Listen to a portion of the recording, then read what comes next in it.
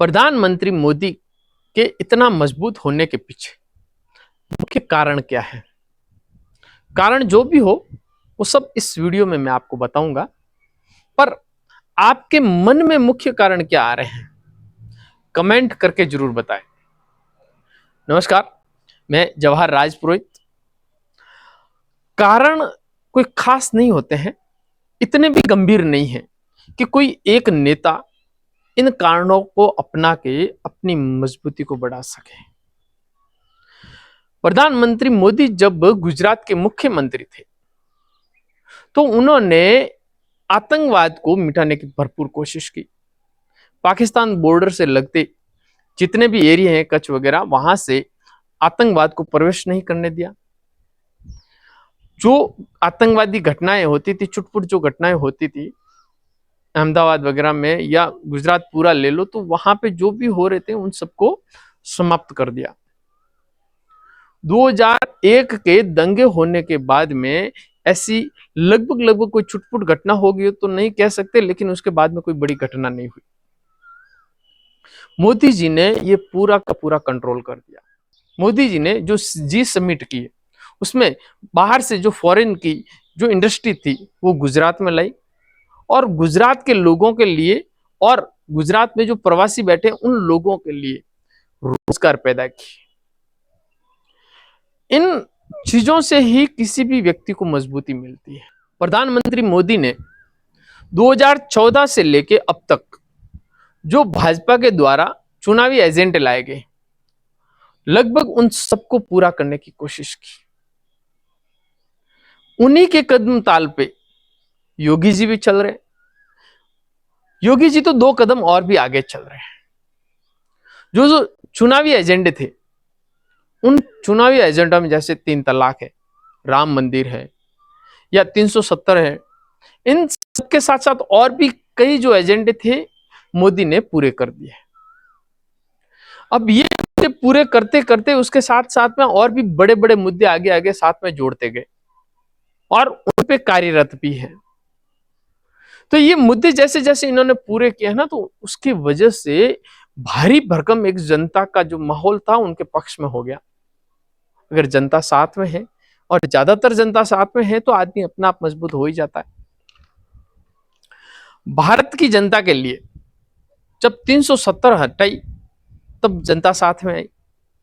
जब नोटबंदी की तो भी कहीं दंगे फसाद नहीं हुए। जनता ने चुपचाप लाइनों में खड़े होकर अपनी नोटें बदलवा ली और मोदी जी का साथ दिया। इन नोटबंदी की वजह से पाकिस्तान हिल गया, क्योंकि जो डुप्लीकेट नोटें पाकिस्तान से भारत में आ रही थी वो सब बंद हो गई, जिसकी वजह से पाकिस्तान के ऊपर बड़ा दबाव आया और आतंकवाद नहीं फैल पाया। सर्जिकल स्ट्राइक की, एयर स्ट्राइक की, उन सब वजह से पाकिस्तान इतना बड़ा हिल गया कि वो आगे किसी कदम के लिए सोचने लगा। रशिया और यूक्रेन के युद्ध में भी जब वहां से बच्चे आ रहे थे तो तिरंगा पकड़ के आ रहे थे, तो उनको आसानी से आने दिया जा रहा था। पाकिस्तान के लड़के भी तिरंगा पकड़ के आ रहे थे तो उनको भी आने दिया जा रहा था। तो ये ऐसे कई मुद्दे हैं जिनकी वजह से मोदी जी इतने मजबूत होते जा रहे हैं। अब आगे की योजनाओं की बात करें, एक देश एक इलेक्शन, जो चुनाव आयोग है उसके ऊपर इतना खर्चा पड़ जाता है बार बार चुनाव कराने के लिए कि उसी रेवेन्यू में कई बड़े बड़े काम हो जाते हैं। अगर देश में सारे के सारे इलेक्शन एक साथ हो गए तो इलेक्शन कमीशन को एक ही बार वो सब करना पड़ेगा और एक ही बार में वो पूरा खर्च होगा। बार बार खर्च करने की जरूरत नहीं रहेगी, तो उससे रेवेन्यू बचेगा जो और भी कई बड़े बड़े कार्यों में सरकार काम में ले सकती है। एक देश एक विधान, पूरे देश में एक ही विधान होना चाहिए, एक ही कानून होना चाहिए। उसके अंतर्गत जो अंग्रेजों के द्वारा लाए गए कई कानून हैं उनको नष्ट करना तथा मुस्लिम पर्सनल लॉ बोर्ड जो बना हुआ है उसको नष्ट करके एक ही विधान बना के भारत में जितने भी नागरिक हैं किसी भी धर्म के हो उन सब के लिए एक ही कानून रहेगा। सबके सब एक ही कानून के अंतर्गत आएंगे और सबके लिए जो सजा है या फिर जो भी न्याय है वो सब एक ही तरह का रहेगा। किसी के लिए अलग अलग नहीं रहेगा या किसी के लिए अलग अलग कोर्ट नहीं रहेंगे। एक देश एक शिक्षा। अब पूरे भारत में देश की जो शिक्षा प्रणाली है हर राज्य में अलग अलग तरीके से है। तो ये अगर कानून आएगा तो पूरे देश की जो शिक्षा नीति होगी एक तरीके की होगी। अभी भारत के अंदर किसी भाषा को राष्ट्रीय दर्जा नहीं मिला हुआ है। लोग कुछ कहते हैं कि हिंदी राष्ट्रीय भाषा है, लेकिन वो हिंदी राष्ट्रीय भाषा है नहीं। वैसे कई भाषाएं तमिल वगैरह उन सबको एक नेशनल लैंग्वेज के रूप में रखा गया है, लेकिन नेशनल लैंग्वेज कोई है नहीं अभी तक। अभी सरकार की एक योजना है जिसके अंतर्गत संस्कृत भाषा को राष्ट्रीय भाषा बनाया जाएगा और भारत में जितनी भी भाषा हैं उन सब की जननी संस्कृत है। जितनी भाषाएं उन सब से भाषाएं निकली गई है। अब संस्कृत ऐसी एक भाषा है जो सब भाषाओं से जुड़ाव रखती है। अगर संस्कृत भाषा अगर राष्ट्रीय भाषा होगी तो हर व्यक्ति को भाषा सीखनी पड़ेगी, भाषा बोलने सीखनी पड़ेगी। अगर संस्कृत भाषा सीख ली तो भारत की सभी भाषाएं उसको सीखने में आसानी भी हो जाएगी। तो इसी तरह संस्कृत अगर राष्ट्रीय भाषा बनती है तो गुरुकुल खुलने में भी आसानी हो जाएगी। अगर देश में गुरुकुल शिक्षा प्रणाली वापस स्थापित होती है तो सनातन संस्कृति के अंदर जितने संस्कार हैं वो सब आगे पढ़ाए जा सकेंगे, तो देश को एक मजबूती मिलेगी। अगर आज भी अगर गुरुकुल की स्थापनाएं हुई होती तो जिस तरीके से देश पीछे गया है वो नहीं होता। जो जो पिछली सरकारें रही हैं उनमें जो संविधान के अंदर संशोधन करके भी या नए नए प्रारूप लाके जो हमारी भारतीय संस्कृति को तोड़ने के जो एजेंडे अपनाए गए थे उन वजह से देश काफी पीछे रह गया है।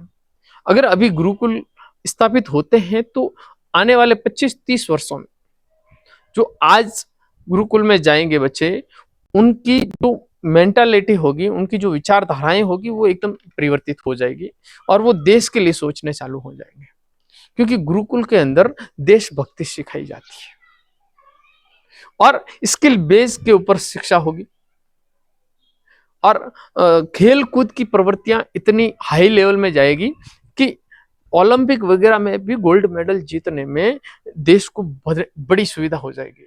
मोदी जी का अभी एक बयान आया था कि पीओके को भारत में शामिल करेंगे,